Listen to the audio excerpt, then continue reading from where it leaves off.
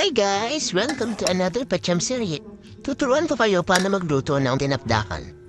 Magpakalo muna tayo ng tenga ng baboy sa asin, bawang, paminta, at dahon. Pag malapit ang maluto, pakuluan mo na rin itong secret ingredient. Lamo ng sibuyas, buya, at sili. Pagkatapos mong ilagay, ihaw mo na. Yung ginapdakan may atay pa yan kaso hindi lang ako nakabili. Pwede siguro lagyan ng liver spread mamaya. Yan, hiniwa ko lang pino yung luya, tapos pagdanyan yung sibuyas. Bumili ako ng puting sibuyas kaso nakalimutan ko na bumili pala ako, kaya yan. Ayan, resigning ka girl. Hiwain mo lang din yung karne ng pahaba ng maninipis, parang ganyan. Lagyan mo na yung sili.